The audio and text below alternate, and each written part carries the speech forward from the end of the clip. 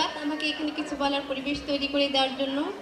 আজ তেঁতুলিয়া ধনী বিবি উচ্চ বিদ্যালয় কর্তৃক আয়োজিত অনুষ্ঠানে সম্মানিত সভাপতি, সম্মানিত প্রধান অতিথি, বিশেষ অতিথি, সম্মানিত শিক্ষকবৃন্দ ও কর্মচারীবৃন্দ এবং উপস্থিত ছাত্রছাত্রী ভাই বোন এবং সম্মানিত সকল সুধীজনকে জানাচ্ছি সালাম, আসসালামু আলাইকুম। হিন্দুদের জন্য আদাব, শ্রদ্ধা এবং ভালোবাসা। আজকের এক পর্যায়ে বিদায় হবে এবং অন্য পর্যায়ে নবীন বরণ করা হবে। আপনারা যারা আজ বিদায় নিতে যাচ্ছেন, আপনাদের আমাদের জন্য যেরকম এই দিনটি আনন্দের, তেমনই একটি বেদনার একটি মুহূর্ত। আপনাদের সঙ্গে আমাদের দীর্ঘদিনের সম্পর্ক আজ নতুন মোড় নিতে যাচ্ছে। আপনারা জীবনে নতুন মোড় একটা পা রাখছেন, কিন্তু আপনাদের এই বিদ্যালয়ের শেকড় এবং আপনাদের দ্বিতীয় পরিবার। আমরা জানি আপনারা সামনে এসএসসি পরীক্ষা দেবেন এবং এই পরীক্ষা শুধু পরীক্ষাই নয়, বরং আপনাদের জীবনে একটি গুরুত্বপূর্ণ মাইল ফলক।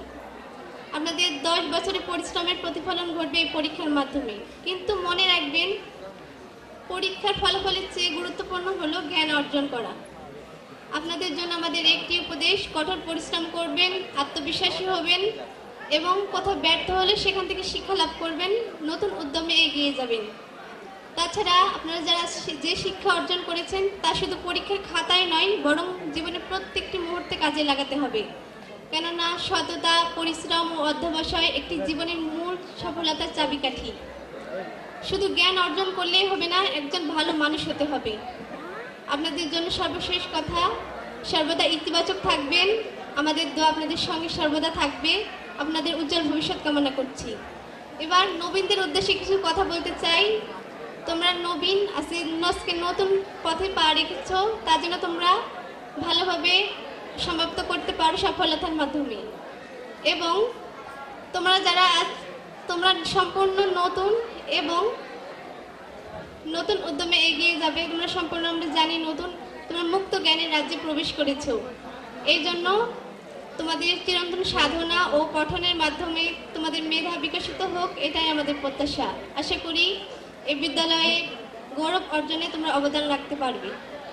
এবার আমাদের স্কুল থেকে এমন এক ব্যক্তি বিদায় নিতে যাচ্ছেন, তিনি হলেন আমাদের প্রাণপ্রিয় শিক্ষক, আমাদের শিক্ষাগুরু মোহাম্মদ মশিউর রহমান স্যার।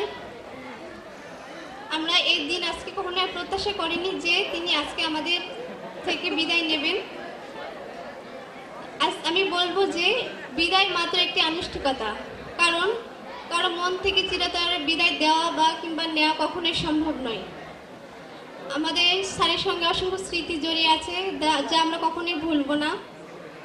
যেমন সুগন্ধিকে দেখতে না পেলেও আমরা তার সৌরভ আমাদের মনকে প্রফুল্ল করে, আবার সুরের পাখি দূরে সরে গেলেও তার রেশ থোড়াই না। ঠিক তেমনই আজকের দিনটাকে যদি আমরা ভুলে যেতে চাই, তা আমাদের স্মৃতিতে আজীবন রেখে থাকবে।